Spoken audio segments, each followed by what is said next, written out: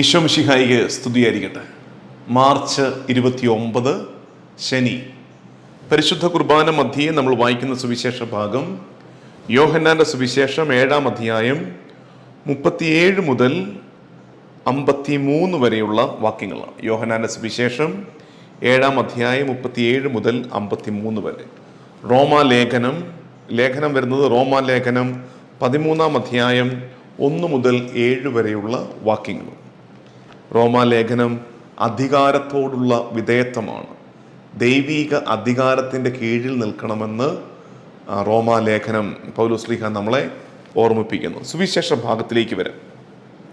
2-3 കാര്യങ്ങളായിട്ട് നമുക്ക് സുവിശേഷ ഭാഗത്തെ ധ്യാനിക്കാം.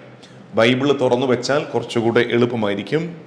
തിരുനാളിൻ്റെ അവസാന ദിവസം ഈശോ എഴുന്നേറ്റ് നിന്ന് ശബ്ദമുയർത്തി പറയുന്നു, ആർക്കെങ്കിലും ദാഹിക്കുന്നെങ്കിൽ അവൻ എൻ്റെ അടുത്ത് വന്ന് കുടിക്കട്ടെ. എന്നിൽ വിശ്വസിക്കുന്നവൻ്റെ ഹൃദയത്തിൽ നിന്ന് വിശുദ്ധ ലിഖിതം പ്രസ്താവിക്കുന്നത് പോലെ ജീവജലത്തിൻ്റെ അരുവികൾ ഒഴുകും. ക്ലാസിക്കലാണ് ഈശോ അത് പറഞ്ഞു തരുന്നത്. അപ്പം അതിനകത്ത് നമ്മളെ അത്ഭുതപ്പെടുത്തേണ്ടത് നമ്മുടെ ശ്രദ്ധ പതിയേണ്ട ഭാഗം ഏതെന്നറിയാമോ? ആർക്കെങ്കിലും ദാഹിക്കുന്നെങ്കിൽ അവൻ എൻ്റെ അടുത്ത് വന്ന് കുടിക്കട്ടെ. അപ്പം നമ്മൾ പ്രതീക്ഷിക്കുന്ന എന്താ? കർത്താവിൻ്റെ അടുത്ത് വന്ന് കുടിക്കുമ്പോൾ കർത്താവിൽ നിന്ന് ജീവജലത്തിൻ്റെ അരുവികൾ ഒഴുകും എന്നല്ലേ?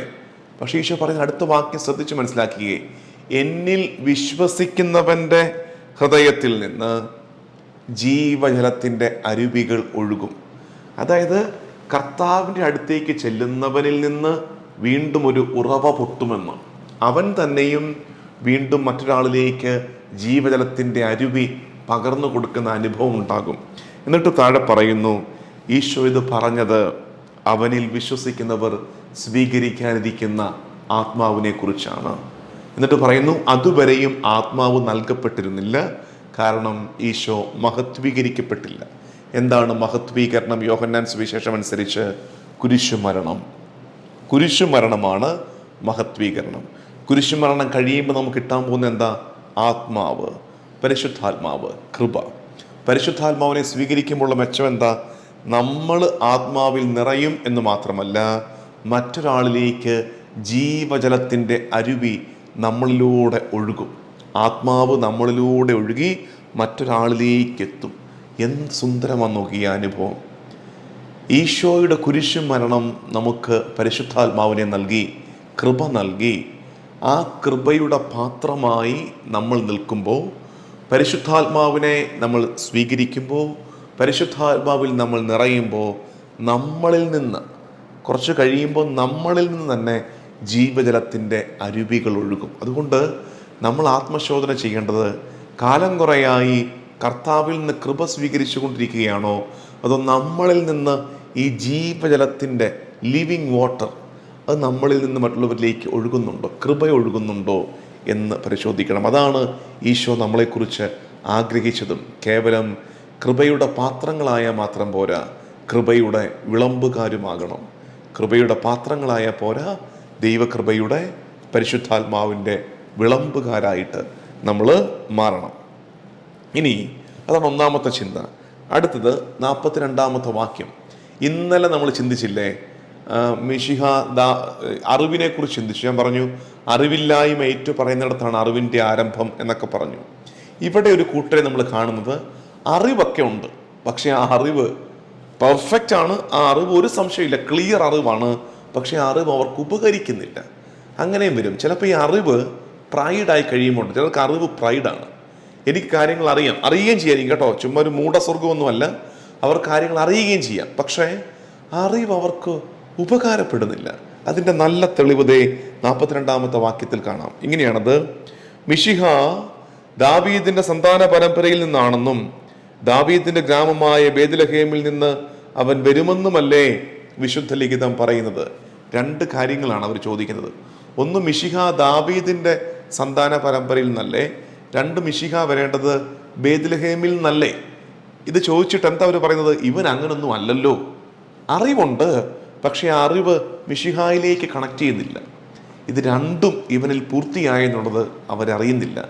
ദാവീദിന്റെ പുത്രൻ തന്നെയാണ് മിശിഹ എന്നും അവൻ ജനിച്ചത് ബേത്ലഹേമിലാണെന്നും ഇവർ അറിയുന്നില്ല.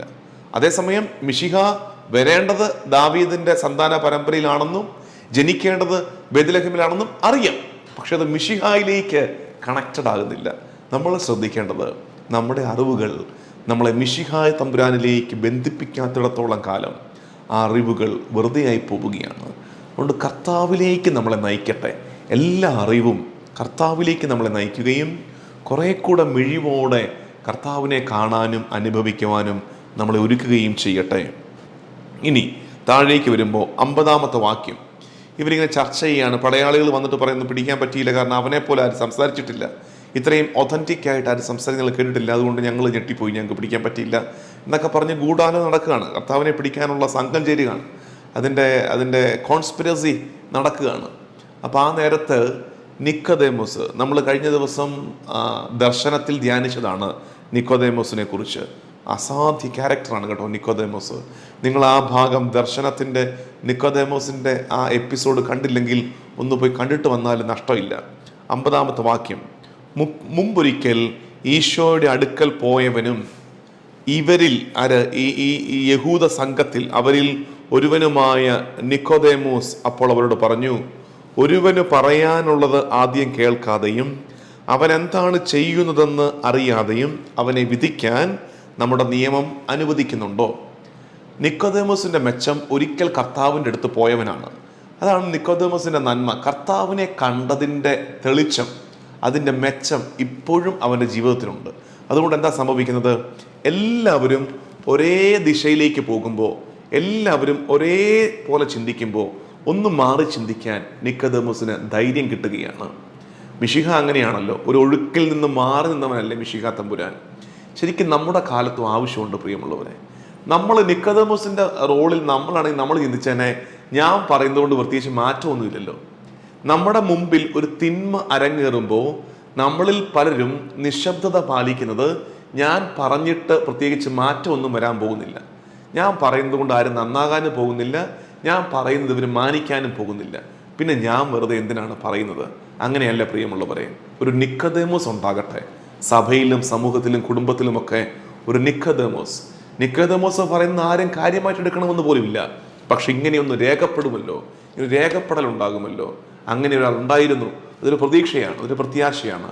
ഒരു നിക്കോദേമോസ് ഉണ്ടാവുക എന്നുള്ളത്. എല്ലാവരും ഒഴുക്കിനൊപ്പം നീന്തുമ്പോൾ തിരിഞ്ഞു നിൽക്കുന്നവൻ്റെ പേരാണ് നിക്കോദേമോസ്. നേര് വിളിച്ചു പറയുന്നവൻ്റെ പേരാണ് നിക്കോദേമോസ്. പറഞ്ഞ എന്ത് കാര്യമാണ്? ഒരാൾക്ക് പറയാനുള്ളത് കേൾക്കാതെ എങ്ങനെ വിധിക്കാൻ പറ്റും? ഇന്ന് അങ്ങനെയല്ലേ? ഇന്ന് നമ്മുടെ സമൂഹത്തിൽ നടക്കുന്ന എന്താ? ഒരു ഭാഗം കേൾക്കും, അടച്ചാക്ഷേപിക്കും. മറുഭാഗമുണ്ട്.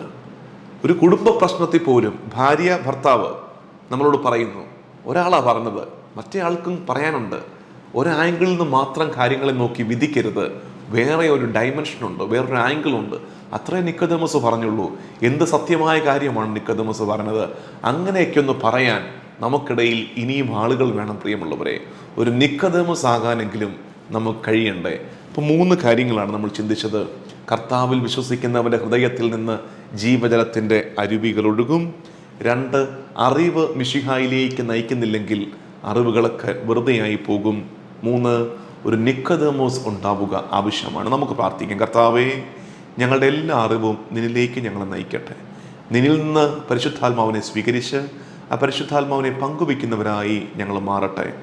ലോകം ചിന്തിക്കുന്നതിൽ നിന്ന് ഒന്ന് മാറി നിൽക്കാനും ദൈവിക ജ്ഞാനം ആർജവത്വത്തോടെ പങ്കുവയ്ക്കാനും ഈ കാലത്ത് നിക്കോദേമോസ് എന്നതുപോലെ ഞങ്ങൾക്കും കഴിയട്ടെ. നമ്മുടെ കർത്താവ് ഈശോ മിശിഹായുടെ കൃപയും പിതാവായ ദൈവത്തിൻ്റെ സ്നേഹവും പരിശുദ്ധാത്മാവിൻ്റെ സഹവാസവും എന്നും എല്ലാ കാലവും കൂടെ ഉണ്ടായിരിക്കട്ടെ, ഇപ്പോഴും എപ്പോഴും എന്നേക്കും. ആമേൻ.